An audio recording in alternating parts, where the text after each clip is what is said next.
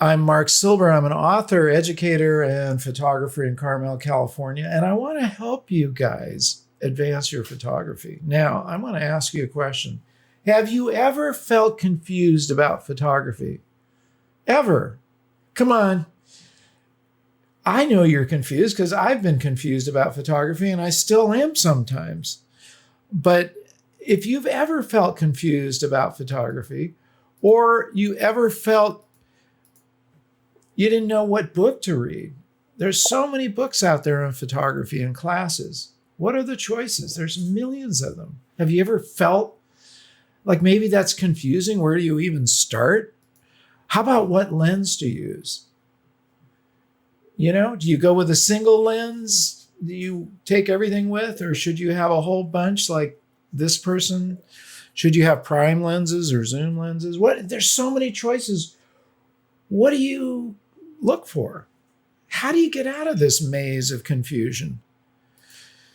And what camera? I mean, come on, there's a zillion cameras. Are we going to shoot with film? Are we going to shoot digital, mirrorless, DSLR? Even an iPhone, you know, there's too many choices for which iPhone do you shoot with. A 12, 11, is it better? You know, you get a 13, you know, confusion, choices. When people have too many choices, they get confused. And what about lighting? Have you ever felt like this guy, like, what am I going to do with this one light? And how do I use it? And should I even use artificial lighting, or should I just use natural lighting? And if I do use artificial lighting, how do I set it up? And if I use natural lighting, what's the best light? Okay, I know you've been confused about this because I have been too. How about processing your images? Jared put this together. He found 13, I mean, this isn't even all of them, 13 different platforms you can process with. I mean, just a couple of the notable ones right there are Photoshop. Should you use Photoshop? Should you use Lightroom? Should you go into one of these other platforms? Are there basic tools that you need to know, or is it all just a big morass? This is what we're going to be talking about. And finally, how do you get your work out to the world? And should you get your work out to the world? What if you're too shy? How do you, process so that you can utilize those images as something that other people can see? What about all that stuff? Any of these points, if they've ever confused you, you are not alone. They've confused me too. And I had to work my way through it. I really did.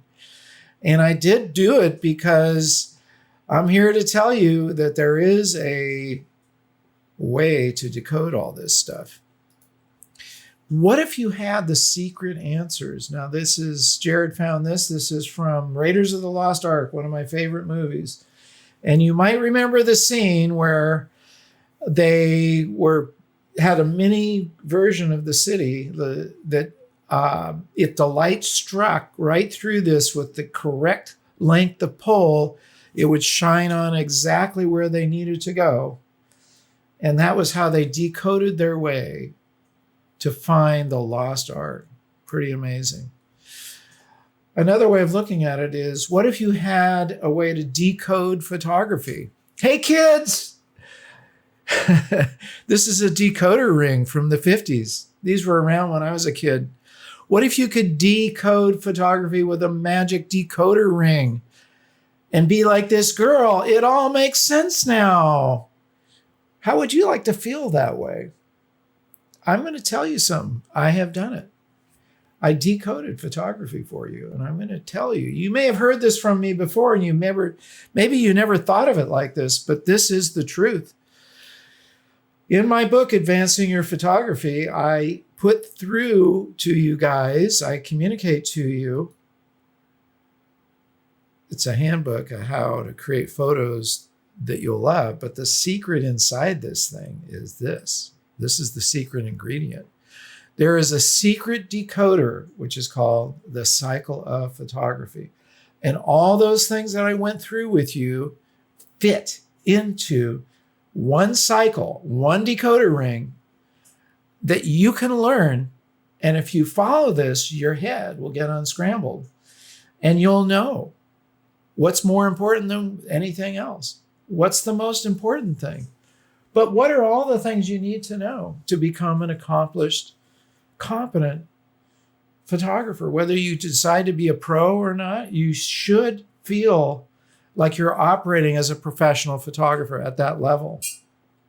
I mean, that's my goal for me. That's my goal for you, not for me. Well, it is my goal for me too, because that's how I cracked this code. Is I wanted to become a really competent professional photographer, and so I had to figure this out first for me, and then I taught you about it.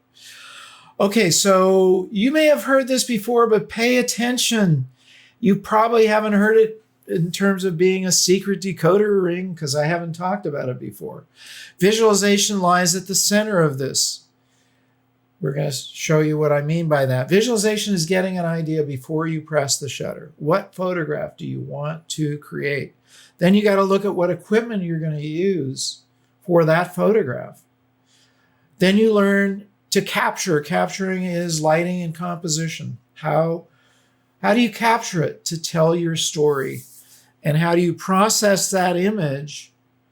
And finally, how you share it to the world. Those are the 5 points of this decoder ring. And if you ever get lost, and we are going to make one of these rings that you can actually wear, you can look down at your ring and go, I shouldn't even be thinking about processing right now. I haven't even gone out and captured this image. Or I'm trying to process an image. Have you ever had this happen? You're trying to process an image that just wasn't captured right.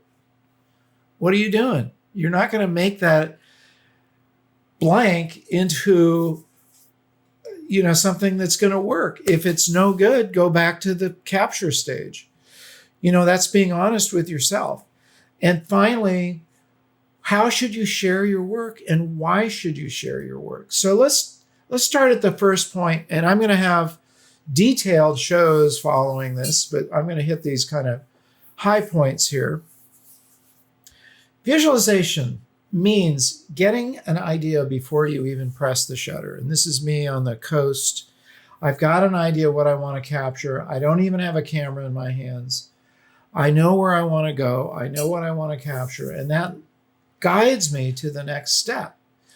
Now, one thing you should be doing is training your eye to always see images. Your eye needs to be trained just like every other muscle.